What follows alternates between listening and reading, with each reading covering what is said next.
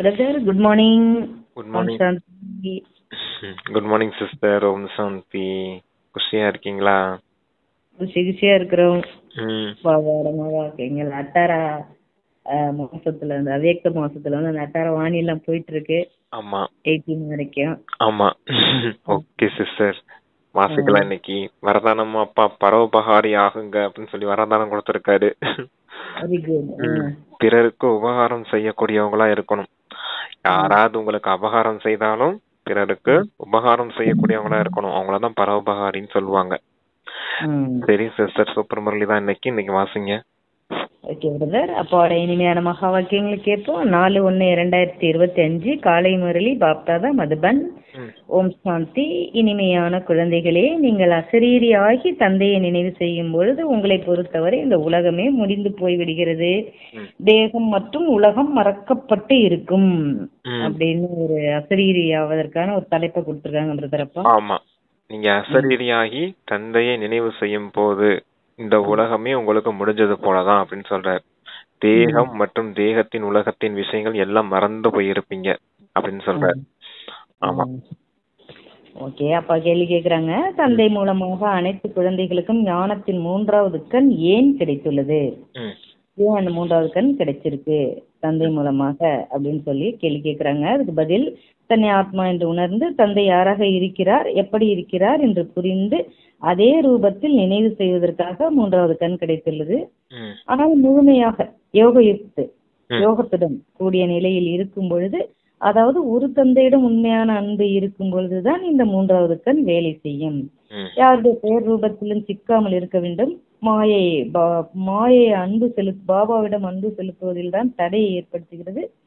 இதில் தான் குழந்தைகள் ஏமாந்து போகிறார்கள் அப்படின்னு பதில் சொல்லியிருக்காங்க. குழந்தைங்க எப்படி மாயிட்ட ஏமாந்து போறாங்க அப்படிங்கறது, அதுக்கு 3வது கண்ணை எப்படி பயன்படுத்தணும் அப்படின்னு ஒரு யுக்தியா. ஆமா, 3வது கண் எதுக்கு கொடுக்கப்பட்டிருக்கு அப்படின்னா, உங்களை ஆத்மான்னு உணர்ந்து பரமாத்மா தந்தையின் மீது அன்பு செலுத்துறதுக்காக கொடுக்கப்பட்டிருக்குது. ஆனா உண்மையான அன்பு தந்தையின் மீது மட்டும்தான் இருக்கணும். ஆனா ஏதாவது ஒரு பேர் ரூபத்துல குழந்தைகள் போய் மாட்டிக்கிறாங்க. இதுலதான் மாயை தடையை ஏற்படுத்துது. குழந்தைகளும் ஏமாந்து போயிடுறாங்க அப்படின்னு சொல்றாரு. எதுக்கு 3ஆம் கண் கொடுக்கப்பட்டிருக்குது? ஆத்மான்னு உணர்ந்து பரமாத்மா தந்தை யாராக இருக்கிறார், எப்படிப்பட்டவராக இருக்கிறார் அப்படின்னு புரிஞ்சுக்கிறதுக்காக தான் 3வது கண் கொடுக்கப்பட்டிருக்கு. அது 3வது கண்ணுங்கிறது எது? ஆத்மா இல்ல, ஆத்மா பரமாத்மா டிராமா தான் 3ஆம் கண் சொல்லுவார். டிராமா ரகசியம் இருக்குது இல்லையா, முதலிடை கடை ஞானம், அதான் 3ஆம் கண். ஓகே சிஸ்டர், அதுவும் இருக்குது. இந்த 3மே தான், ஆத்மா பரமாத்மா டிராமா 3மே தான் 3ஆம் கண். Okay sister. ஓகே, வாசிங்க நீங்க. பாடல் இறந்தாலும் முன்னிடமே அப்படின்னு ஒரு பாடல் கொடுத்துட்டு, ஓம் சாந்தி. பிராமண குழந்தைகளாகி உங்களை தவிர இந்த பாடலின் பொருளை யாரும் புரிந்து கொள்ள முடியாது. வேத சாஸ்திரங்கள் முதலியவைகளை உருவாக்கி இருக்கிறார்கள். ஆனால் என்னவெல்லாம் படிக்கிறார்களோ அதனுடைய பொருளை புரிந்து கொள்ள முடியாமல் இருக்கிறார்கள். எனவே நான் பிரம்மாவின் வாய் மூலமாக அனைத்து வேத சாஸ்திரங்களின் சாரத்தை புரிய வைக்கிறேன் என்று தந்தை கூறுகிறார். அதே போல இந்த பாடல்களின் பொருள் கூட யாராலும் புரிந்து கொள்ள முடிவதில்லை. தந்தை தான் இவற்றின் பொருளை கூறுகிறார். ஆத்மா எப்பொழுது சரீரத்தில் இருந்து விலகியதாக ஆகிவிடுகிறதோ அப்பொழுது உலகத்தில் இருந்து அனைத்து சம்பந்தங்களும் அறுபட்டு விடுகின்றன. தன்னை ஆத்மா என்று உணர்ந்து அசரீராகி தந்தையை நினைவு செய்தீர்கள் என்றால் இந்த உலகமே முடிந்து போய்விடுகிறது என்று இந்த பாடலும் கூறுகிறது. இந்த சரீரம் இந்த பூமியில் உள்ளது. ஆத்மா இதிலிருந்து வெளியேறிவிட்டால் பின் அந்த சமயத்தில் ஆத்மாவை பொறுத்தவரை இந்த சிருஷ்டியே, அதாவது படைப்பே இல்லை. ஆத்மா சரீரம் என்ற ஆடையற்றதாக ஆகிவிடுகிறது. பிறகு சரீரத்தில் வரும் பொழுது பாற்று நடிப்பு ஆரம்பமாகிறது. பிறகு ஒரு சரீரத்தை விட்டு மற்றொன்றில் போய் பிரவேசம் செய்கிறது. மீண்டும் மகத் தத்துவத்தில் ஆத்மலோகம் செல்ல வேண்டியிருப்பது இல்லை. பறந்து மற்றொரு உடலுக்குள் செல்கிறது. இங்கு இந்த ஆகாய தத்துவத்தில் தான் ஆத்மா பாகத்தை ஏற்று நடிக்க வேண்டியுள்ளது. ஓகே, அந்த வேத சாஸ்திரங்கள்லாம் உருவாக்கி இருக்காங்க. அதுல இருக்கக்கூடிய விஷயங்கள் என்னன்னு அவங்களுக்கே சரியா புரியறது இல்லை அப்படின்னு சொல்றாரு. அதுல இருக்கக்கூடிய வார்த்தைகளின் பொருள் என்னன்னு புரியறது இல்லை அவங்களுக்கு. ஆனா தந்தை இங்க மொத்த வேத சாஸ்திரங்களின் சாரத்தை சொல்றேன் அப்படின்னு சொல்றாரு. அப்புறம் தந்தையின் அறிமுகத்தை தந்தை எப்படி நினைவு செய்யணும் அப்படின்னு சொல்றாரு. நீங்க ஆத்மான்னு வந்து பரமாத்மா தந்தையை நினைவு செய்யும் போது இந்த முழு உலகமுமே முடிந்தது போலதான் உங்களுக்கு அப்படின்னு சொல்றாரு. தேகம் மற்றும் தேக உலகத்தின் விஷயங்கள் எல்லாமே மறந்து இருப்பீங்க. அப்ப எப்படிப்பட்டதா இருக்கும் இந்த உலகமே முடிஞ்சிருச்சுன்னா எப்படி? இந்த உடல் இருக்க வரைக்கும் தான் உங்களுக்கு சுத்தி இருக்க தேகம், தேக உறவுகள், தேகத்தின் உடைமைகள் எல்லாம். உடம்ப விட்டு ஆத்மா வெளியேறிச்சுன்னா எதுவுமே உங்களுக்கு சொந்தம் கிடையாது அப்படின்னு சொல்றாரு. அப்போ இந்த ஆத்மா தனிப்பட்டதா இருக்கும் போது ஆகாய தத்துவத்துக்கு விட்டுட்டு அப்படி மேல மூலவதனத்துக்கு போக முடியாது அப்படின்னு சொல்றாரு. அடுத்த உடலை எடுத்து இங்க பார்ட் நடிக்க வேண்டியது இருக்கும் அப்படின்னு சொல்றாரு. ஏன்னா இந்த சாக்கார உலகத்துலதான் ஆத்மாக்கள் பார்ட் நடிக்க வேண்டியது இருக்குது. அதத்தான் ஆகாய தத்துவத்துலதான் இந்த பார்ட் நடிக்க வேண்டியது இருக்குது அப்படின்னு பாபா சொல்றாரு. மூலவதனத்துக்கு போக வேண்டியது கிடையாது அப்படிங்கிறாரு சிஸ்டர்.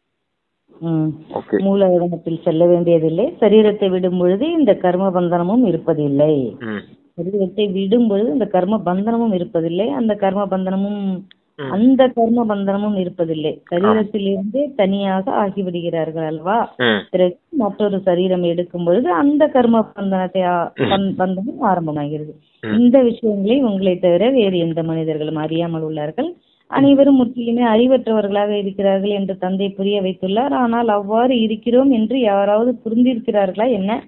தங்களை எவ்வளவு அறிவாளி என்று நினைத்துக் கொள்கிறார்கள். அமைதி பரிசு அளித்துக் கொண்டே இருக்கிறார்கள். இதுவும் பிராமண குல பூஷணர்களாகிய நீங்கள் நல்ல முறையில் புரிய வைக்க முடியும். அவர்களோ அமைதி என்றால் என்ன என்பதை அறியாமலேயே இருக்கிறார்கள். ஒரு சிலரோ மன அமைதி எப்படி கிடைக்கும் என்று மகாத்மாக்களிடம் செல்கிறார்கள். உலகத்தில் எப்படி அமைதி என்று கூறுகிறார்கள். உலகத்தில் எப்படி அமைதி என்று கூறுகிறார்கள். நிராகார உலகத்தில் அமைதி எப்படி நிலவும் என்று கூறுவதே இல்லை. அது இருப்பதே சாந்திதாமமாக. ஆத்மாக்களாகிய நாம் சாந்திதாமத்தில் இருக்கிறோம். ஆனால் இதுவோ மனதின் அமைதி என்று கூறுகிறார்கள். அமைதி எப்படி கிடைக்கும் என்று அவர்கள் அறியாமல் உள்ளார்கள். சாந்திதாமமோ நமது வீடாகும். அங்கு எப்படி அமைதி கிடைக்க முடியும்? ஆம், சத்தியுகத்தில் சுகம், சாந்தி, செல்வம் எல்லாமே இருக்கும். அதை தந்தை ஸ்தாபனை செய்கிறார். இங்கோ இவ்வளவு அசாந்தி இருக்கிறது. இவை எல்லாமே இப்பொழுது குழந்தைகளாகிய நீங்கள் தான் புரிந்துள்ளீர்கள். சுகம், சாந்தி, செல்வம் பாரதத்தில் தான் இருந்தது. அந்த ஆஸ்தி தந்தையினுடையதாக இருந்தது. மேலும் துக்கம், அசாந்தி, ஏழ்மை இவை ராவணனுடைய ஆஸ்தியாகும். இந்த எல்லா விஷயங்களையும் எல்லையில்லாத தந்தை வந்து குழந்தைகளுக்கு புரிய வைக்கிறார். பரந்தாமத்தில் இருப்பவரான தந்தை நாலேஜ்ஃபுல், ஞானம் நிறைந்தவராவார். அவர் நமக்கு சுகதாமத்தின் ஆஸ்தி அளிக்கிறார். இவர் ஆத்மாக்களாகிய நமக்கு புரிய வைத்துக் கொண்டிருக்கிறார். நாலேஜ், ஞானம் ஆத்மாவில் உள்ளது என்பதையோ அறிந்துள்ளீர்கள். அவருக்குத்தான் ஞானத்தின் கடல் என்று கூறப்படுகிறது. இந்த ஞான கடல் இந்த சரீரத்தின் மூலமாக உலக சரித்திரம் மற்றும் பூகோளம் பற்றி புரிய வைக்கிறார். சொல்லுங்க பிரதர். ஆத்மா சரீரத்துல இருக்கும் போது கர்ம பந்தனம் இருக்கும். சரீரத்தை விட்டு விடுபட்டுருச்சுன்னா கர்ம பந்தனம் இருக்காது. அது வேற சரீரம் எடுக்கும்போது அங்க போய் மறுபடியும் அந்த சரீரத்தோட கர்ம பந்தனம் உண்டாகுது அப்படின்னு சொல்றாரு. அடுத்து 3 விதமான தாமத்தை சொல்றாரு.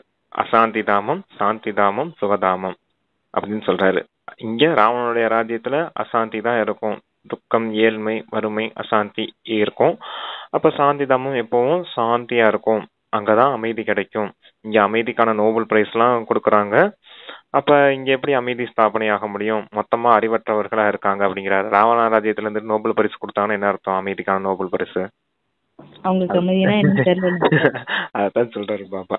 சாந்தி தாமத்துலதான் உங்களுக்கு அமைதி கிடைக்கும். அது முழுமையான நிராகார உலகம் அப்படின்னு சொல்றாரு.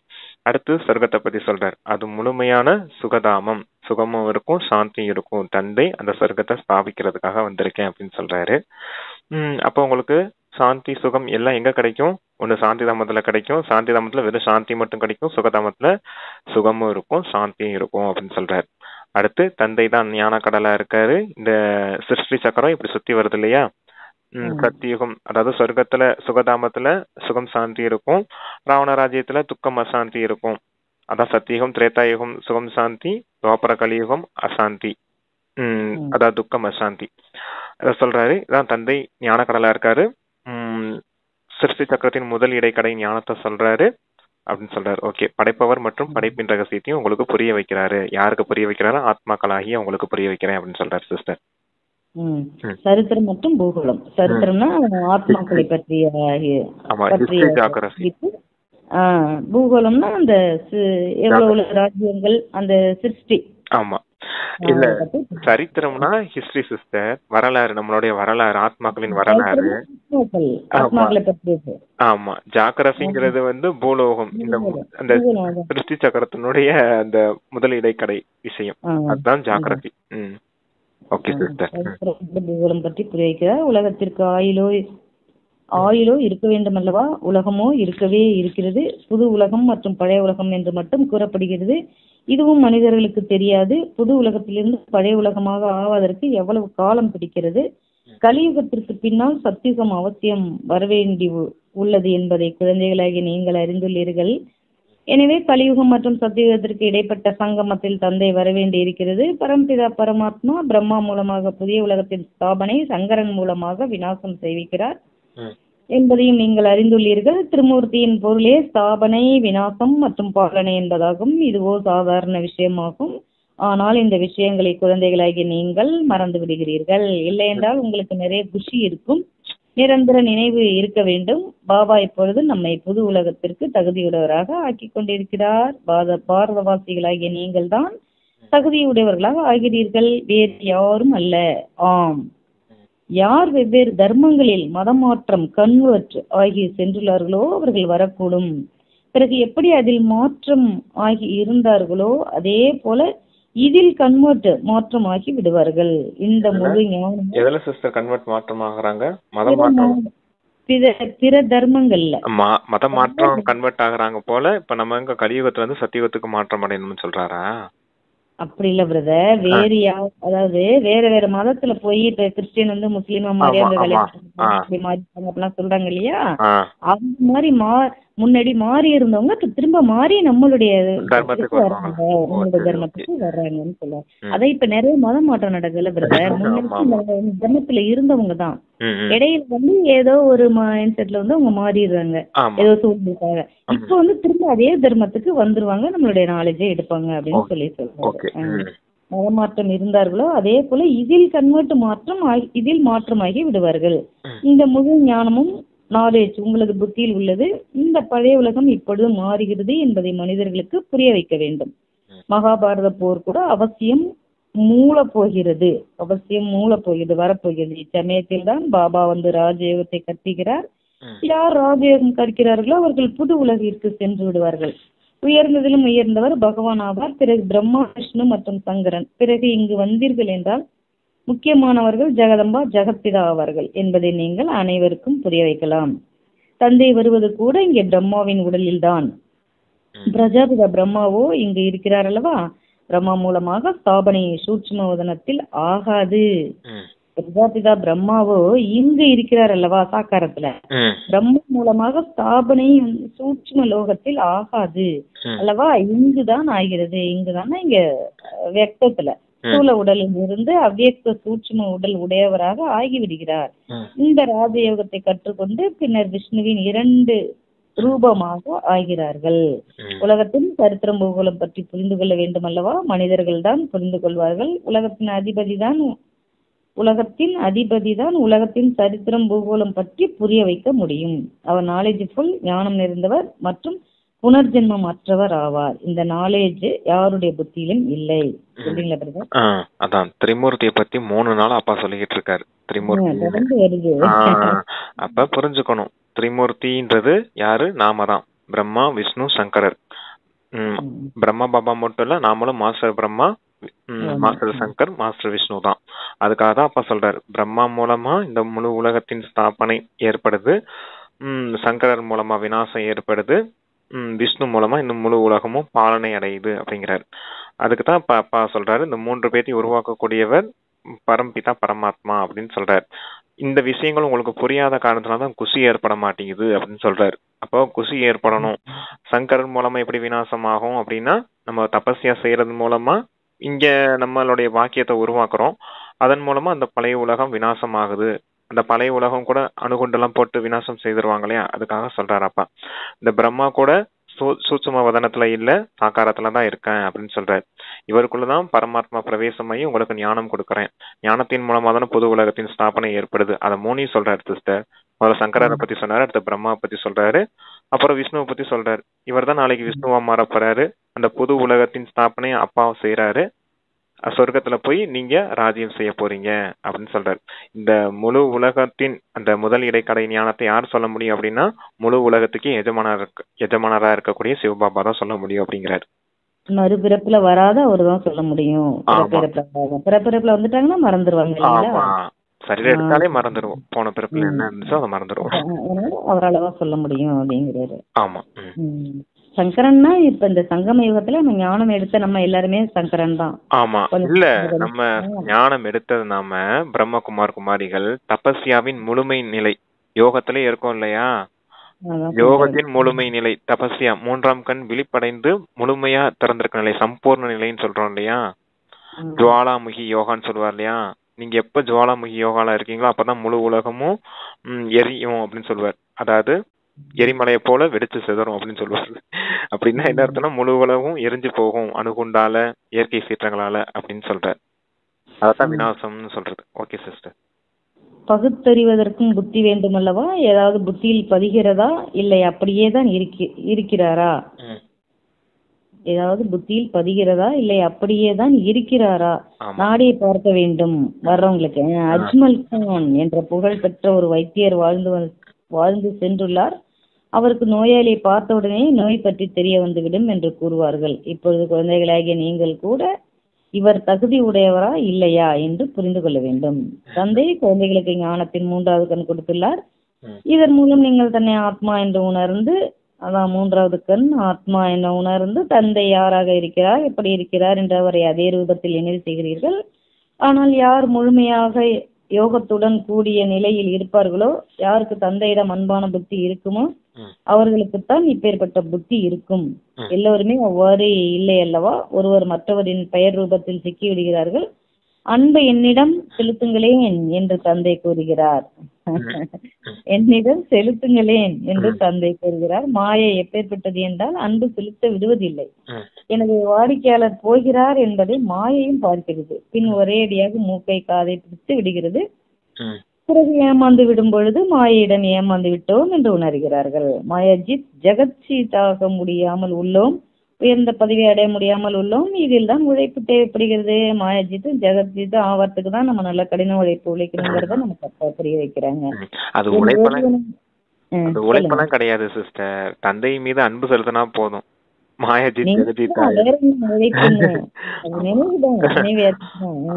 அன்பு செலுத்துங்க போதும், நீங்க மாயாஜித் ஜெகஜித் ஆயிடுவீங்க.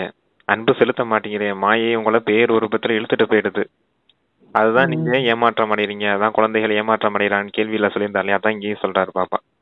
அப்புறம் அந்த அஜ்மல் கானை பத்தி சொல்லியிருந்தாரு. அந்த அஜ்மல் கான் என்ன செய்வார் அப்படின்னா, நோயாளிகள் வராங்கன்னா அவங்களுடைய முகத்தை பார்த்து அவங்க கண்களை பார்த்தே கண்டுபிடிச்சிட்டு வரான் இந்த நோய் இவங்களுக்கு இந்த மாதிரி நோய் பிடிச்சிருக்குது அப்படின்னு.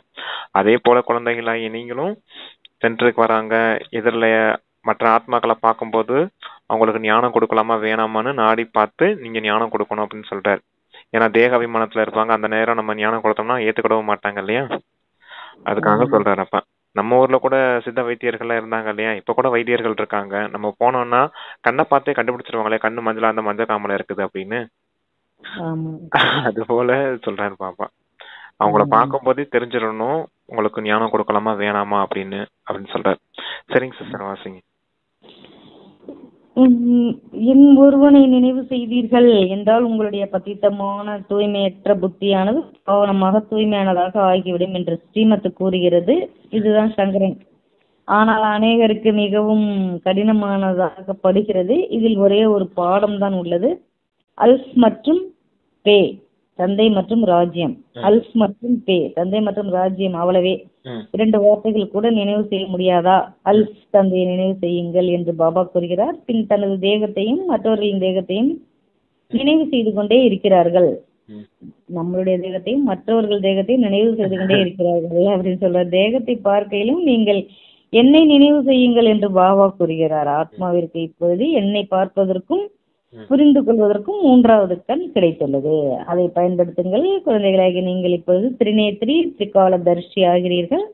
ஆனால் திரிகாலதர்ஷி கூட வரிசை கிரமமாக உள்ளார்கள். நாலேஜ், ஞானம் தாரணை செய்வது ஒன்றும் கடினமானதல்ல, மிகவும் நன்றாக புரிந்துள்ளார்கள். ஆனால் யோக பலம் குறைவாக உள்ளது. தேகி அபிமானி தன்மை, அதாவது ஆத்ம உணர்வு மிகவும் குறைவாக உள்ளது. சிறிய விஷயங்களில் கோபம் வந்து விடுகிறது. விழுந்து கொண்டே இருக்கிறார்கள், எழுந்திருக்கிறார்கள், விழுகிறார்கள், இன்று எழுந்தார்கள், நாளை பிறகு விழுந்து விடுகிறார்கள். தேக அபிமானம் முக்கியமானது. பிறகு மற்ற விகாரங்கள், பேராசை, மோகம் ஆகியவற்றில் மாற்றிக்கொள்கிறார்கள். தேகத்தில் கூட மோகம் இருக்கிறது அல்லவா? தாய்மார்களிடம் அதிகமாக மோகம் இருக்கிறது. இப்பொழுது தந்தை அதிலிருந்து விடுவிக்கிறார். உங்களுக்கு எல்லையில்லாத தந்தை கிடைத்துள்ளார். பின் ஏன் மோகம் கொள்கிறீர்கள்? அச்சமயம் முகம், பேச்சுவார்த்தையே குரங்கு போல ஆகிவிடுகிறது. நஷ்டமாக ஆகிவிடுங்கள் அப்படின்னு சொல்லியிருக்கிறாரு. இதுக்கு முன்னாடி திரிகாலதரிசி திரிநேத்திரி ஆகுங்க அப்படின்னு சொல்லியிருந்தார். திரிநேத்திரன்னா ஆத்மா பரமாத்மா தந்தையை நினைவு செய்யக்கூடிய நினைவு தான். அதான் மூன்றாம் கண்ணன் சொல்லியிருந்தார் இல்லையா? திரிநேத்திரி, 3 கண்ணுடையவர். டிராமாவை நினைக்கிறது திரிகாலதரிசி. 3, அதாவது இறந்த காலம், நிகழ்காலம், வருங்காலம், 3மே உங்களுக்கு தெளிவா இருக்கு இல்லையா? நாம தான் அதான் தத்துவம்னு சொல்லுவார் இல்லையா அப்பா? நான் தான் விஷ்ணுவா இருந்தேன், நான் தான் பிரம்மாவா மாறி இருக்கேன். பிரம்மா தான் நாளைக்கு விஷ்ணுவா மாற போறாரு. அவர் மட்டும் அப்படி ஆகுறதுல குமாரிகள் அப்படி ஆகுறாங்க அப்படின்னு. அதான் 3 கண், அதாவது அந்த திரிகாலதரிசி அப்படிங்கிற நிலை. Okay sister. அப்புறம் லாஸ்ட் என்ன சிஸ்டர் சொன்னாரு? தேகத்தின் பேருருவத்துல நீங்க இருந்தா கூட தந்தையை நினைவு செய்யுங்க. இந்த பிறப்பிறப்பு சக்கரத்தை, அதாவது இந்த முதலிடை கடை ஞானத்தின் சக்கரத்தை நினைவு செய்யுங்க அப்படின்னு சொல்லியிருந்தார். Okay sister. தேகத்தின் நினைவு, தேகத்தை பார்த்துட்டு இருந்தாலும் தந்தையை நினைவு செய்யணும். ஆத்மாவுக்கு தந்தையை நினைவு செய்யறது ஒண்ணுதான் பாவ கர்மங்கள் அழியறதுக்கான ஒரு விஷயமா இருக்குது அப்படின்னு சொல்லியிருந்தார். சரிங்க சிஸ்டர். அடுத்து என்ன சொல்லலாம் லாஸ்ட் சிஸ்டர்? ஏன் மோகம் மோகம் இருக்குது. ஆமா, பேராசை, மோகம், தேக அபிமானம், 5 விகாரங்களும் எல்லாருக்குள்ளயும் இருக்குது. ஆனா தாய்மார்களுக்கு மோகம் ஜாஸ்தியா இருக்குது அப்படின்னு சொல்லியிருந்தார். தாய்மார்கள் மோகம்னா பற்று, பாசம் தாய்மார்களுக்கு தான் அதிகமா இருக்கும் குழந்தைகள் மீது. அது எப்படி ஆக்கி விட்டுரும்? குரங்கு போல ஆக்கி விட்டுரும் அப்படின்னு சொல்றாரு. ஏன்னா பாசம் வச்சோம் அப்படின்னா என்ன ஆகும்? அவங்களுக்கு ஏதாவது ஆச்சுன்னா, யார் மீது பாசம் வச்சிருக்கோம் அப்படின்னா அவங்களுக்கு ஏதாவது துக்கம் ஏற்பட்டுச்சுன்னா நமக்கும் அந்த துக்கம் பிடிச்சுக்கிடும் அப்படிங்கறதுக்காக சொல்றாரு. மோகமும் மோசமானது, குரங்கு போல ஆக்கி விட்டுரும் அப்படிங்கிறாரு. அதனால நஷ்டமாக ஆகிடுங்கள் அப்படின்னு சொல்றாரு. நிரந்தரமாக நினைவு செய்யுங்கள் தந்தை கூறுகிறார். பாவங்களின் சுமை தலை மீது நிறைய உள்ளது, அவற்றை எப்படி இறக்குவது? ஆனால் மாயை ஏற்பட்டது என்றால் நினைவு செய்ய விடுவதில்லை. எவ்வளவுதான் தலையில் அடித்து கொண்டாலும், அதாவது முயற்சி செய்தாலும் அடிக்கடி புத்தியை மறக்க வைத்து விடுகிறது. நாம் மோஸ்ட் பிலவ்ட், மிகவும் அன்பிற்குரியவரா பிலவ்ட், BELOVED, தமிழ்ல இங்க பிலவட்னு கொடுத்திருக்கு. ஆனா மோஸ்ட் பிலவ்ட்னு சொல்லுவோம் இல்லையா, அந்த அன்பிற்குரியவர்.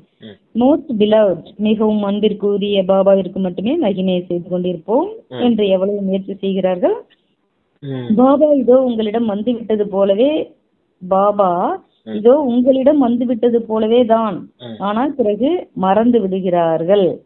புத்தி வேறு பக்கம் சென்று விடுகிறது. இந்த முதல் நம்பரில் செல்பவர் கூட புருஷார்த்தி முயற்சியாளர் ஆவார் அல்லவா? நாம் இறை மாணவர்களாவோம் என்பது குழந்தைகளின் புத்தியில் இருக்க வேண்டும். கீதையில் கூட பகவான் கூறுகிறார், நான் உங்களை ராஜாவுக்கெல்லாம் ராஜா ஆக்குகிறேன் என்று உள்ளது.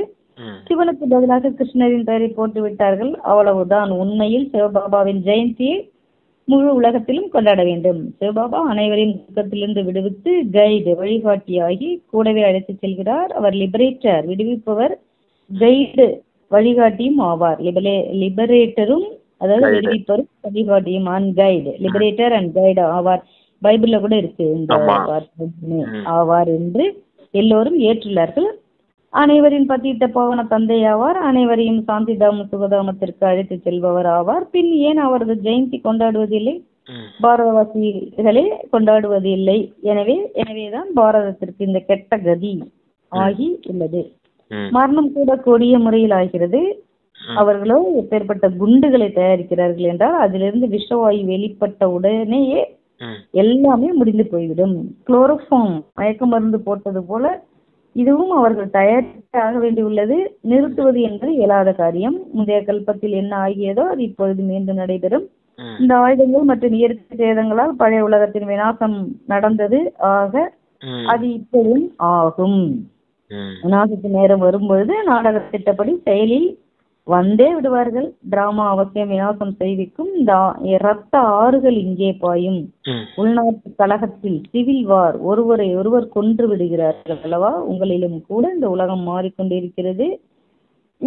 குறைவானோர் தான் அறிந்துள்ளார்கள். இப்பொழுது நாம் சுகதாமம் செல்வோம். செல்கிறோம். எனவே எப்பொழுதும் ஞானத்தின் அதீந்திரிய சுகத்தில் இருக்க வேண்டும். எந்த அளவு நினைவில் இருப்பீர்களோ அந்த அளவு சுகம் அதிகரித்து கொண்டே போகும்.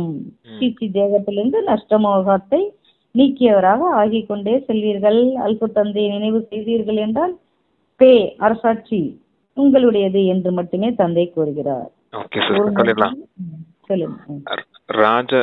ராஜாக்கள்லாம் ராஜாவாக்குறேன்னு அங்க கீதையிலே சொல்லியிருக்காங்க.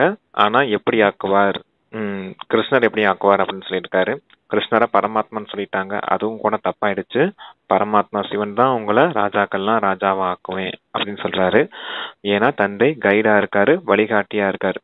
5 விகாரங்கள் கிட்ட இருந்து விடுவிக்கக்கூடிய லிபரேட்டர், அதாவது விடுவிக்கக்கூடியவராகவும் இருக்காரு. கைடு, உங்களை வீட்டுக்கு அழைச்சிட்டு போகக்கூடியவரா இருக்காரு.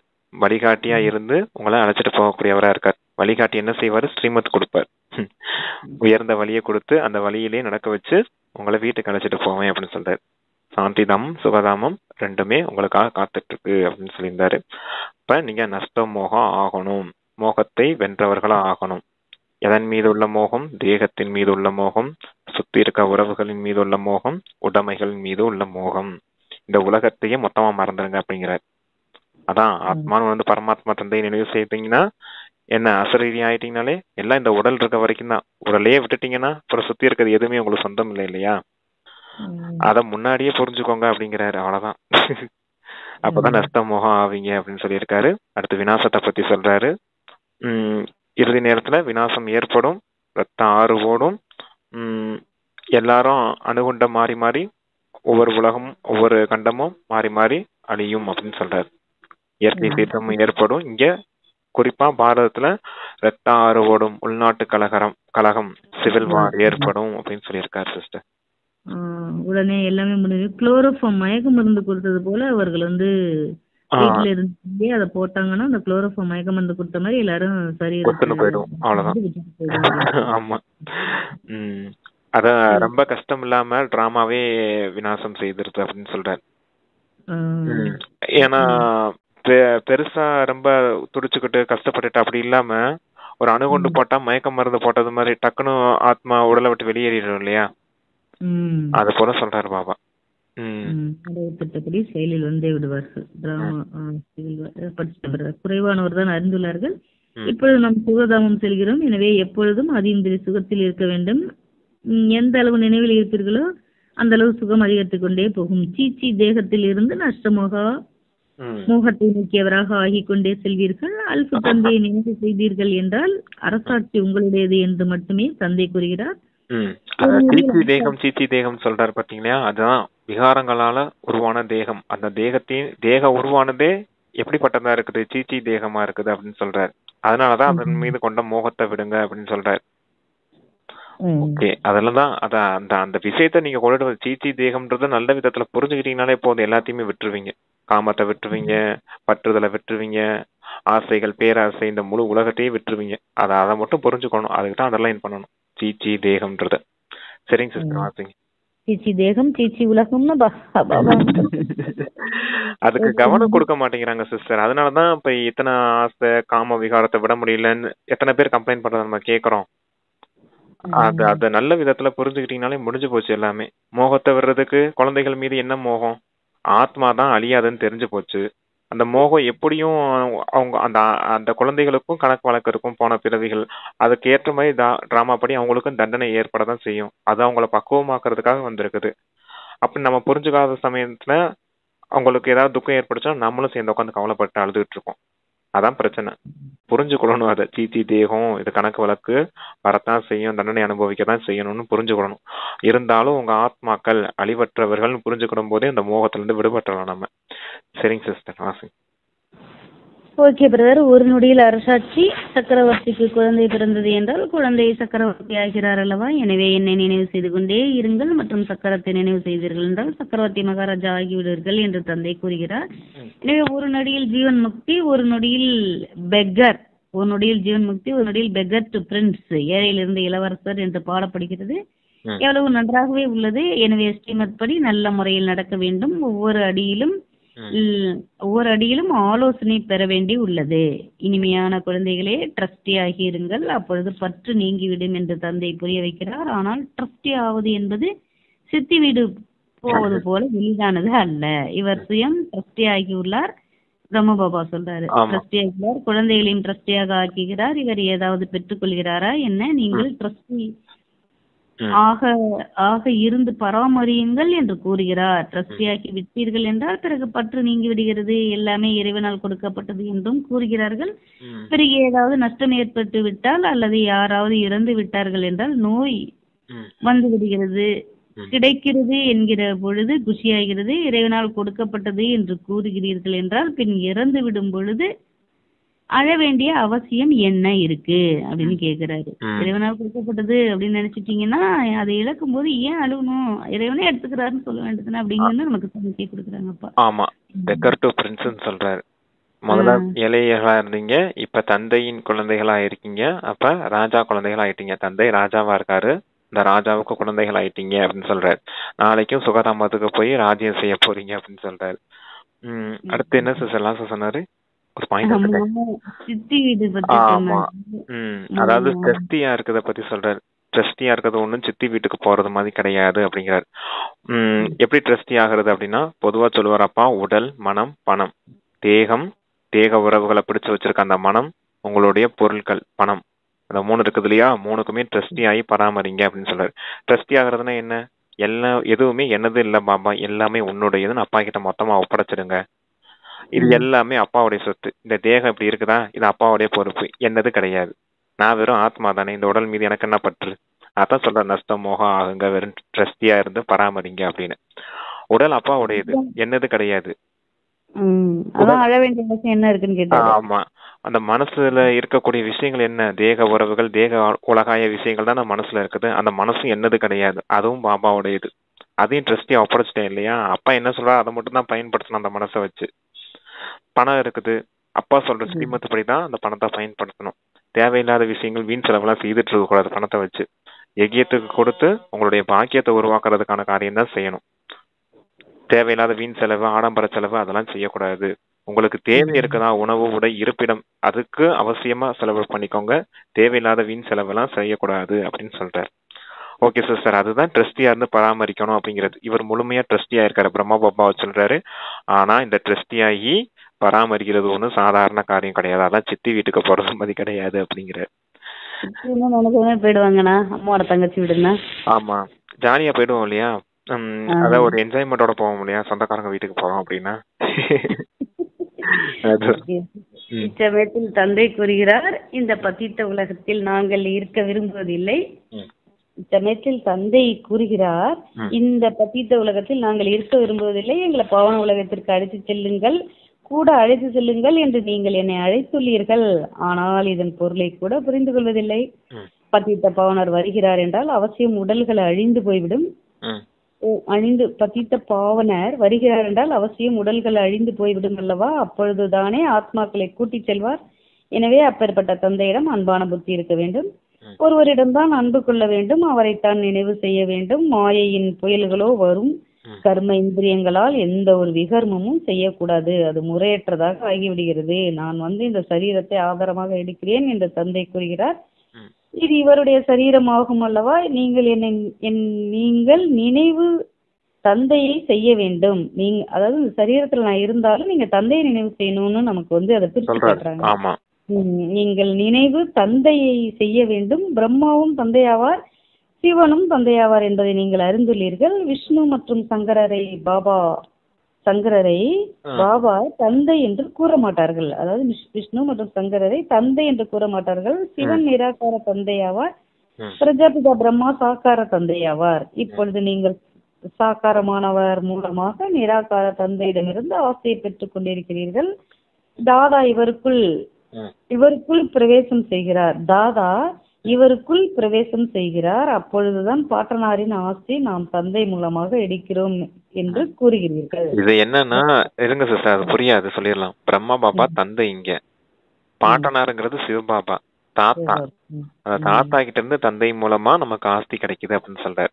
நாம குழந்தைங்க, பிரம்மா பாபா தந்தை, சிவபாபா தாத்தா, பாட்டனார். அந்த சம்பந்தத்துல சொல்றாரு அப்பா. யாரும் விஷ்ணுவையும் சங்கரரையும் தந்தைன்னு சொல்ல மாட்டாங்க. பிரம்மா சாக்கார தந்தையா இருக்காரு, இவர் நிராகார தந்தையாவும் இருக்காரு, அங்க பாட்டனாராவும் இருக்காரு. 2 சம்பந்தத்தை சொல்றாரு அங்க. Okay sister. அந்த பாட்டனார் தான் நமக்கு கதை சொல்லிக்கிட்டே இருப்பாரு. பேர குழந்தைங்களாம் கூட்டி வச்சு தாத்தா தானே கதை சொல்லிட்டு இருப்பாரு. அதே போல இந்த தாத்தா தான் நமக்கு அமர கதையை சொல்லிட்டு இருப்பாரு. அங்க சிவன் பார்வதிக்கு அமர கதை சொன்னதா இருக்குது பாத்தீங்க இல்லையா? அந்த அமர கதை தான் இந்த குழந்தைங்களுக்கு, பேர குழந்தைங்களுக்கு இந்த பாட்டனார் சொல்லிட்டு இருப்பாரு நமக்கு. நேத்து கூட சொன்னாரு பாத்தீங்களா, குளவி கதை. அந்த கதையெல்லாம் அந்த தாத்தா தான் சொல்லுவார். ஓகே சிஸ்டர் ஆசி. நாம் தந்தை மூலமாக எடுக்கிறோம். பாட்டனாரின் அதாவது இவருக்குள் பிரவேசம் செய்கிறார். அப்பொழுதுதான் பாட்டனாரின் ஆசி நம் தந்தை மூலமாக எடுக்கிறோம் என்று கூறுகிறீர்கள். தாதா கிராண்ட் ஃபாதர், பாட்டனார் நிராகாரமானவர். தாதா கிராண்ட் ஃபாதர், அதாவது பாட்டனார் நிராகாரமானவர் ஆவார். தந்தை சாகாரமானவர்.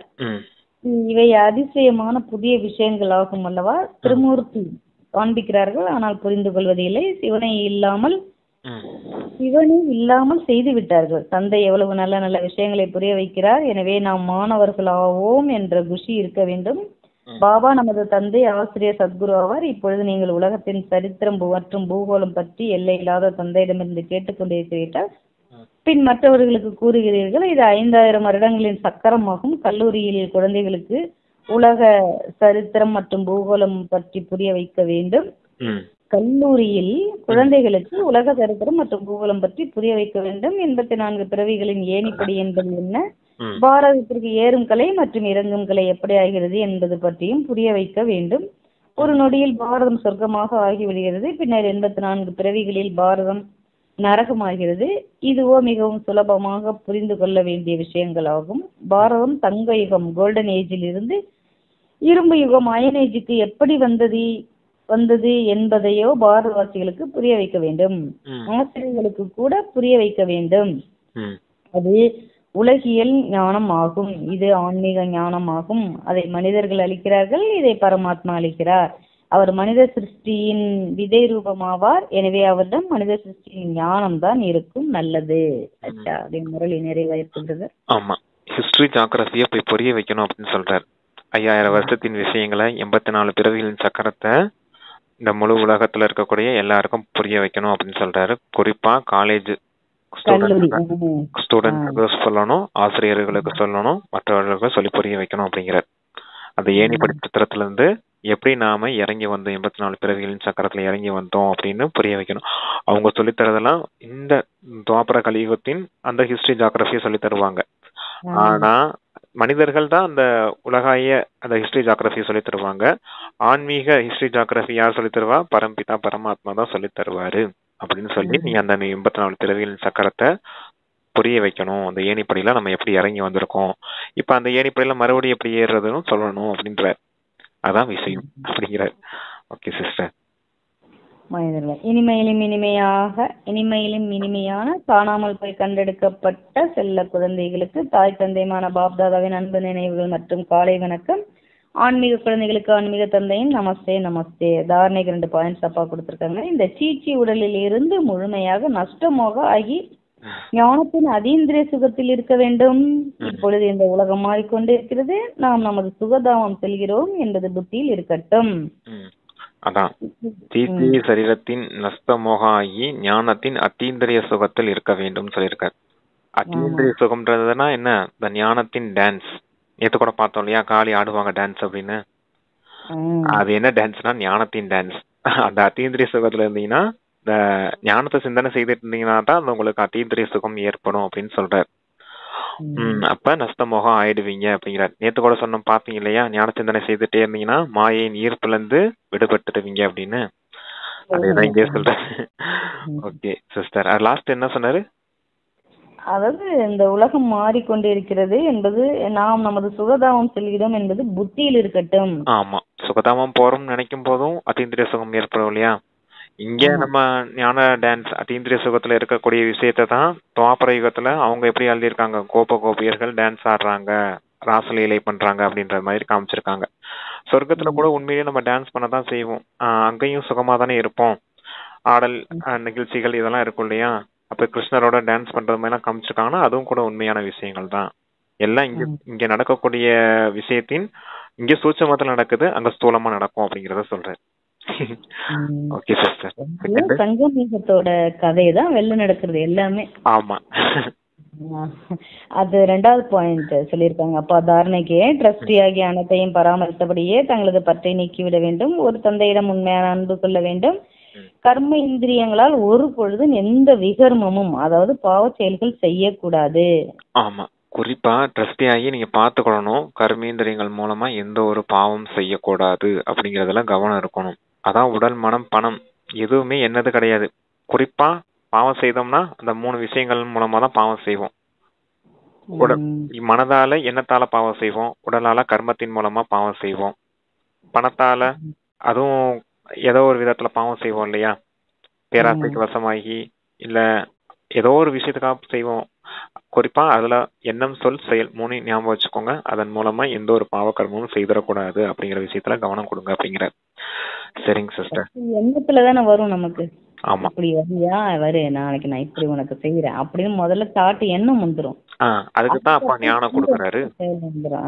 எண்ணமே கரெக்டா எண்ணம் வந்துடும் இல்லையா, கரெக்டான எண்ணத்தை உதிச்சிடணும். அதாவது ஸ்ரீமத்துக்கு புறம்பான எண்ணம் வந்தாலும் அதை கட் பண்ணிட்டு நம்ம வந்து சரியான எண்ணங்களை வெளிக்கொண்டு வரணும். அந்த இடத்துல எண்ணம், சொல், செயல் இருக்குல்ல சிஸ்டர், அந்த எண்ணத்துக்கும் நடுவுல ஒண்ணு விஷயம் இருக்குது. அதுதான் நடுவுல ஞானம், புத்தி. புத்தியின் விஷயம் அங்க இருக்குது. வெறும் அப்ப எண்ணம், சொல், செயல்னு சொல்லிடுவாரு. அந்த சொல் செயலுக்கு முன்னாடி எண்ணத்துக்கு பின்னாடி என்ன வரணும்னா ஃபோக்கஸ் அப்படின்னு ஒண்ணு இருக்குது சிஸ்டர். என்ன ஃபோக்கஸ் அப்படின்னா, எந்த எண்ணத்துக்கு நீங்க ஃபோக்கஸ் பண்றீங்களோ அந்த எண்ணம் சக்திசாலியா மாறிடும். இப்ப கெட்ட எண்ணத்துக்கு ஃபோக்கஸ் பண்ணிட்டு இருந்தீங்கன்னு வச்சுக்கோங்க, கெட்ட எண்ணம் சக்திசாலியா மாறிடும். அதான் மாயை பிரவேசம் ஆயிடும். நல்ல எண்ணத்துக்கே ஃபோக்கஸ் பண்ணிட்டே இருந்தீங்கன்னா நல்ல எண்ணம் சக்திசாலியா மாறிடும். அந்த நல்ல எண்ணம் சொல்லுலையும் செயல்லையும் வந்துடும். கெட்ட எண்ணத்துக்கு ஃபோக்கஸ் பண்ணிட்டே இருந்தீங்கன்னா அந்த கெட்ட எண்ணம் சொல்லும் செயலும் வந்துடும். அப்ப எண்ணம், ஃபோக்கஸ், சொல், செயல் அப்படி வைக்கணும். அந்த ஃபோக்கஸ்ங்கிற வார்த்தையை விட்டுறதுனாலதான் புத்தியின் காரியமே அங்கதான் இருக்குது. அதுக்குத்தான் அப்பா ஞானம் கொடுக்கறாரு. அங்க எண்ணம் விதையா இருக்குது. நீங்க எந்த எண்ணத்துக்கு உயிர் கொடுக்குறீங்களோ அந்த அந்த உயிர் கொடுத்த எண்ணம் தான் சொல்லாவும் செயலாவும் மாறிடுது. நமக்கு ஏன் இப்படி எண்ணம் வருது, தப்பான எண்ணம் வந்துட்டே இருக்க, தப்பான எண்ணம் வந்துட்டே இருக்குன்னு யோசிச்சுக்கிட்டே இருக்கக்கூடாது. அதை மாத்துறதுக்கு தான் அப்பா ஞானம் கொடுத்துருக்காரு. சுயதர்சன சக்கரத்தை சுத்துங்க, ஞான சிந்தனை செய்யுங்க அப்படின்னு. அதுதான் அப்புறமேல சொல்லாவும் செயலாவும் மாறுது அப்படின்னு சொல்றாரு. சரிங்க சார். சொல்லுக்கு முன்னாடி அந்த எண்ணத்தை வந்து நம்ம ஃபோக்கஸ் பண்ணி நல்ல எண்ணத்தை ஃபோக்கஸ் பண்ணிட்டு இருக்கணும். ஆமா, எதை எப்படி ஃபோக்கஸ் பண்ணுவீங்க? ஃபோக்கஸ் பண்றதுக்கு தான் விஷயம் கொடுக்கறாரு. சுயதர்சன சக்கரத்தை சுத்துங்க, ஞான சிந்தனை செய்யுங்க அப்படின்னு. அங்க கவனம் கொடுக்கணும். அங்க கவனம் கொடுக்கனால முடிஞ்சு போச்சு. பாவ கர்மம் தான் ஏற்படும் கர்மேந்திரியங்கள் மூலமா. அப்பா வரதானம் சொல்றாங்க, பிரம்மபாபாவிற்கு சமமாக சிரேஷ்டத்திலும் சிரேஷ்டமான சித்திரத்தை உருவாக்கக்கூடிய பரோபகாரியாகுக. சிரேஷ்ட நினைவு மற்றும் சிரேஷ்ட கர்மத்தின் மூலம் அதிர்ஷ்டத்தின் சித்திரத்தையோ குழந்தைகள் அனைவரும் உருவாக்கி இருக்கின்றீர்கள். இப்பொழுது சம்பூர்ண தன்மை மற்றும் பிரம்மபாபாவிற்கு சமமாக சிரேஷ்டத்தில் சிரேஷ்டமாக ஆகுவது என்ற இறுதி டச்சிங் மட்டும் இருக்கிறது. இதற்காக பரோபகாரியாகுங்கள். அதாவது சுயநல உணர்வில் இருந்து சதா விடுபட்டு இருங்கள். ஒவ்வொரு சூழ்நிலையிலும், ஒவ்வொரு காரியத்தில், ஒவ்வொரு சகயோகி குழுவில் எந்த அளவு சுயநலமற்ற தன்மை இருக்குமோ அந்த அளவு பரோபகாரியாக முடியும். சதா தன்னை நிறைந்திருப்பதாக அனுபவம் செய்வீர்கள். சதா பிராப்தி சொரூப ஸ்திதியில் நிலைத்திருப்பீர்கள். தனக்காக எதையும் ஸ்வீகாரம் செய்ய மாட்டீர்கள். ஓகே, சிரேஷ்டமான நினைவு, உயர்ந்த நினைவு, உயர்ந்த கர்மத்தின் மூலமா நீங்க உங்களுடைய சித்திரத்தை அதிர்ஷ்டம் நிறைந்ததா உருவாக்கிருக்கீங்க. அதிர்ஷ்டம் நிறைந்த சித்திரமா உருவாக்கிருக்கீங்க அப்படின்னா நல்ல சொரூபத்தை உருவாக்கிருக்கீங்க. ஞானம், குணம், சக்தியினால உங்களுடைய சித்திரங்கள் அந்த பரிஷ்டா ரூபத்துல நல்ல விதமா ரெடியா இருக்குது. ஆனா இங்க சம்பூர்ண நிலையை அடையணும், பிரம்மா பாபாவுக்கு சமமாகணும்ன்ற அந்த இறுதி டச்சிங்ஸ் மட்டும் பாக்கி இருக்குது அப்படிங்கிறார். அதுக்காக என்ன செய்யணும், நீங்க பரோபகாரி ஆகணும் அப்படின்னு சொல்றாரு. பரோபகாரி ஆகணும்னா சுயநலமற்ற உணர்வுல இருக்கணும் அப்படிங்கிறார். எந்த ஒரு சுயநலத்தின் உணர்வும் இருக்கக்கூடாது. எந்த ஒரு சூழ்நிலையா இருக்கட்டும், காரியமா இருக்கட்டும், சகயோகிகளின் குழுவா இருக்கட்டும், எங்கேயுமே சுயநலம் இருக்கக்கூடாது. சுயநலம்னா என்னது? பேர் வேணும், புகழ் வேணும், மரியாதை வேணும், எனக்கு கௌரவம் வேணும் அப்படிங்கிறது. எந்த ஒரு சுயநலமும் எனக்குன்னு எதுவும் இருக்கக்கூடாது. எல்லாமே தந்தையின் காரியம், தந்தையின் சேவைக்காக அப்படின்னு தான் இருக்கணும். அப்படி இருக்கவங்கள தான் பரோபகாரின்னு சொல்ல முடியும். பரோபகாரின்னா என்னது? நமக்கு நிந்தனை செய்வாங்க, அந்த சூழ்நிலை நிந்தனை செய்யலாம், அந்த காரியங்கள் அப்படிப்பட்டதா இருக்கலாம், சகயோகிகள் குழு கூட நம்மளை ஏதாவது கஷ்டப்படுத்துற மாதிரி இருக்கலாம். அதான் யார் அபகாரம் செய்தாலும் நீங்க உபகாரம் செய்யக்கூடியவங்களா இருக்கணும். அதான் பரோபகாரி, பிறருக்கு உபகாரம் செய்யக்கூடியவங்களா இருக்கணும் அப்படின்னு சொல்றார். அதுல எந்த ஒரு சுயநலத்தின் உணர்வும் இருக்கக்கூடாது அப்படின்னு சொல்றார். Okay sister. அப்புறம் அந்த லாஸ்ட், அப்பதான் சதா பிராப்தி சுரூப ஸ்திதியில் நிலைத்திருப்பீர்கள், தனக்காக எதுவும் ஸ்வீகாரம் செய்ய மாட்டீர்கள். தன்னதுன்னு எதுவும் பிடிச்சு வைக்க மாட்டீங்க, தனக்குன்னு எதையும் ஸ்வீகாரம் செய்துக்கிட மாட்டீங்க. நான் அவங்க எனக்கு அபகாரம் செய்தாங்களா, நான் திருப்பி அவங்களுக்கு உபகாரம் செய்யறதுல மட்டும்தான் கவனம் கொடுப்பீங்க அப்படிங்கிற. அதான் சதா நிறைந்தவர்களா இருப்பீங்க, பிராப்தி ஸ்வரூபத்திலே நிலைச்சிருப்பீங்க அப்படிங்கிற, பாக்கியத்தின் நினைவுல இருப்பீங்க அப்படிங்கிற. ஓகே. அப்பா ஸ்லோகன் சொல்றாங்க, சர்வஸ்ய தியாகி ஆகுவதன் மூலமே சரளத்தன்மை மற்றும் சகிப்புத்தன்மை என்ற குணம் வரும். சர்வஸ்ய தியாகி தியாகி ஆகுவதன் மூலமே சரளத்தன்மை மற்றும் சகிப்புத்தன்மை. சரளத்தன்மைனா வளைந்து கொடுக்கக்கூடியது, வளைந்து போகக்கூடிய தன்மை. அப்ப சகிப்புத்தன்மை ஃபிளெக்சிபிலிட்டி. சகிப்புத்தன்மைனா எல்லாத்தையும் சகிச்சுக்கிறது, அதாவது இகழ்ச்சியும் சகிச்சுக்கிறது, புகழ்ச்சியும் சகிச்சுக்கிறது, வெற்றி தோல்வி. ஃபிளெக்சிபிலிட்டி. அத ஈஸி நேச்சர்னு சொல்லுவாங்க இல்லையா?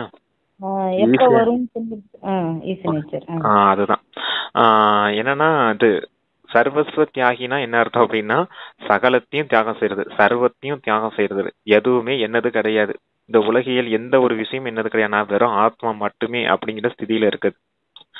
எல்லாத்தையுமே மொத்தமா தியாகம் செய்யறது, நான் வெறும் ஆத்மா, என்னுடையவர் பரமாத்மா, இந்த ஒரு நினைவுல மட்டுமே இருக்கிறது. எல்லாத்தையுமே இந்த தேகம், தேக உறவுகள், தேக பொருட்கள், அதையே திருப்பி திருப்பி நானும் சொல்லிக்கிட்டு இருக்கேன். சரி, அதே விஷயம்தான் திருப்பி திருப்பி அப்பா சொல்றது. எல்லாத்தையுமே விட்டுருங்க, என்னதுன்னு இங்க எதுவுமே கிடையாது, எல்லாம் பாபாவுடையதுதான் அப்படிங்கிறது தான் சர்வத்தையும் தியாகம் செய்யக்கூடிய ஸ்திதி, சர்வஸ்வ தியாகி. ஓகே. அப்படி இருந்தீங்கன்னா தான் சரளத்தன்மை இருக்கும், ஈஸி நேச்சர் இருக்கும், உங்களுக்கு இந்த ஃபிளெக்சிபிலிட்டி இருக்கும் அப்படின்னு சொல்ற. யாரு மோல்ட் ஆவாங்களோ அவங்க தான் ரியல் கோல்ட் ஆவாங்கன்னு சொல்லுவார் அப்பா. மோல்ட் ஆவாங்கன்னா எப்படின்னா, அது அதாவது தங்கத்தை உருக்கணும்னா ஈஸியா உருகி போயிடும், ஹீட் பண்ணோம்னா அது உருகி போயிடும். ஆனா இரும்ப உருக்கணும் முயற்சி பண்ணோம்னா எவ்வளவு லேட் ஆகும், கடின தன்மையோட இருக்கும் இல்லையா? ஆமா, அது அவ்வளவு கடினமா இருக்கு, அவ்வளவு சம்ஸ்காரம் கடினமா இருக்கிறதுனாலதான் அதை போட்டு அப்படி அடிக்க வேண்டியதா இருக்குது. ஆனா கோல்டா இருக்கவங்க ஈஸியா சொன்னோன்னே புரிஞ்சுக்கிட்டு கொஞ்சம் யோகா பண்ணாலே அவங்க பிளெக்சிபிலிட்டி ஆயிடுவாங்க இல்லையா? தேவைக்கு ஏத்த மாதிரி நம்ம வளைச்சுக்கிடலாம். கோல்டா இருந்தீங்கன்னா தேவைக்கு ஏத்த மாதிரி வளைஞ்சு போயிடுவீங்க, ஆனா இரும்பா இருந்தீங்கன்னா வளைக்கிறது ரொம்ப கஷ்டம் அப்படின்னு சொல்றாரு. Okay brother. Okay sister. அருமையான ஸ்லோகனா இருக்கு, சர்வத்தன்மை சகிப்புத்தன்மை. Okay brother. இப்ப இந்த ஜனவரி மாதத்துக்கான வேக்க சமிக்கை வந்து எப்பவுமே அந்த மனசு மூலம் சகாஷ் கொடுக்கற சேவை செய்ய சொல்லியிருக்காங்க. அதை இன்னைக்கு வேற இஸ்வில் அப்பா எப்படி சொல்லியிருக்காங்கன்னா, இந்த சகாஷ் கொடுக்கும் சேவையை நிரந்தரமாக செய்ய முடியும். இதில் உடல்நிலை மற்றும் சமயத்தை பற்றிய விஷயம் கிடையாது. இரவு பகல் இந்த எல்லையற்ற சேவையில் ஈடுபட முடியும். பிரம்மா பாபாவை பார்த்திருக்கிறீர்கள், இரவிலும் கூட கண் விழித்ததும் எல்லையற்ற சகாஸ் கொடுக்கும் சேவை நடந்து கொண்டே இருந்தது. அவ்வாறு தந்தையை பின்பற்றுங்கள். எப்போது குழந்தைகளாகிய நீங்கள் எல்லையற்ற சகாஸ் கொடுப்பீர்களோ அப்பொழுது அருகாமையில் உள்ளவர்கள் தானாகவே சகாஸ் பெற்றுக்கொண்டே இருப்பார்கள். இந்த எல்லையற்ற சகாஸ் கொடுப்பதனால் வாயுமண்டலம் தானாக உருவாகிவிடும். இரவும் பகலும், ஆமா, இரவும் பகலும் சக்காஸ் கொடுக்கக்கூடிய சேவை செய்துகிட்டே இருக்கணும். பிரம்மா பாபா காலையில கண்ணை விழிச்ச உடனே சக்காஸ் கொடுத்துருவாங்க. அதே போல நீங்களும் கண்ணை விழிச்ச உடனே சக்காஸ் கொடுத்துடணும் உலகத்துக்கு. ஏன்னா அப்பதான் உங்களை சுத்தி இருக்கவங்களுடைய, அதாவது சுத்தி இருக்க வாயு மண்டலம் மாறும், சுத்தி இருக்கவங்களுக்கும் இயல்பாவே சக்காசும் கிடைக்கும் அப்படிங்கிறார். இப்ப நம்மளை சுத்தி இருக்கவங்க யார் இருப்பாங்க? நம்ம குடும்பத்தினர் தானே இருப்பாங்க. நம்ம இந்த உலகத்துக்கு சக்காஸ் கொடுக்கும் போது சுத்தி இருக்கவங்களுக்கும் அது கிடைச்சிடும் அப்படிங்கிறார். இதுதான் வாயு மண்டலத்தை நல்ல விதத்துல உருவாக்கக்கூடிய காரியம் அப்படிங்கிறார். இதுக்குள்ள டைம் எல்லாம் கிடையாது, இரவும் பகலும் நீங்க செய்யலாம் அப்படின்னு சொல்றாரு. ஆமா, மனசு வந்து பிஸியா இந்த சக்காஸ் கொடுக்கறதுல வந்து நம்மள திருப்பி விடுறாங்க அப்பா. ஆமா, திருப்பி விடுறாங்க. ஆனாலும் நிரந்தரமா அதே பண்ணிட்டு இருக்கவும் முடியாது. நமக்குன்னு காரியம் இருக்குது, அதையும் செய்யணும். ஞானம் படிக்கணும், சிந்தனை செய்யணும், வாழ்க்கையில அப்ளை பண்றதுக்கான காரியம் இருக்குது. அது செய்யணும். இது மனசா தேவை. எப்பயாவது போர் அடிக்கும் இல்லையா, அந்த டைம் நம்ம வேற ஏதோ இல்லையே, நமக்கு ஒரு காரியம் இல்லாம இருக்குது, மனசு வெறுமையா இருக்குன்னு ஒரு ஃபீல் ஆகும் இல்லையா, அந்த டைம் சக்காஸ் கொடுக்கணும். கேப் விடாம செய்யணும். அதை ஞான சிந்தனை நடந்துகிட்டே இருக்கணும் சிஸ்டர். வாழ்க்கையில இது எப்படி நடைமுறைப்படுத்துறதுங்கிற விஷயம் எல்லாம் இருந்துகிட்டே இருக்கணும். இடையில எங்கேயாவது கேப் போடுவோம் இல்லையா, மாயை ஏதாவது தொந்தரவு செய்தோம், கேப் போடும் இல்லையா, அந்த நேரம் சக்காஸ் கொடுத்துடணும். கேப் போடாம இருக்கிறதுக்கு தான் அப்ப அந்த சக்காஸ் கொடுக்கக்கூடிய சேவையை சொல்றாரு. ஆனா கண்டிப்பா நீங்க எந்திரிச்ச உடனே இந்த பிரம்ம பாபா செய்தார் பாத்தீங்களா, எந்திரிச்ச உடனே சக்காஸ் கொடுக்கக்கூடிய சேவை செய்தீங்கன்னு வச்சுக்கோங்க, அது நமக்கு கேப் விடாம இருக்காரு பாத்தீங்களா. அதுல எந்திரிச்ச உடனே என்ன செய்யும், விகாரத்தின் சிந்தனை வரக்கூடாது, வீணான சிந்தனை வரக்கூடாது, தந்தை கிட்ட நினைவு போகணும், இந்த உலகத்துக்கு சேவை செய்யறதுக்கு நான் நிமித்தமா இருக்கேன் அப்படிங்கிற உணர்வுலாம் வேணும்னா எந்திரிச்ச உடனே அந்த சக்காஸ் கொடுக்கக்கூடிய சேவை செய்தீங்கன்னா அந்த நாள் முழுக்க அந்த உணர்வு இருந்துகிட்டே இருக்கும் அப்படிங்கிறதுக்காக சொல்றாரு பாபா. ஓகே பிரதர், அருமையான முரளி. பாபாவுக்கு நன்றி. இனிமையான முரளி கொடுத்த அருமையான பாபாவுக்கு, மிக மிக அன்பான பாபாவுக்கு நன்றி. வாய்ப்பை ஏற்படுத்தி கொடுத்த சரவணா பாய்ஜிக்கு நன்றி. இதை படிக்கும் உள்ளங்கள் அனைவரும் விரைவாக அனாதை ஆதி சொருவங்களை அறிந்து கொள்ளட்டும். Thanks brother. ஓம் சாந்தி. தேங்க்யூ பாபா.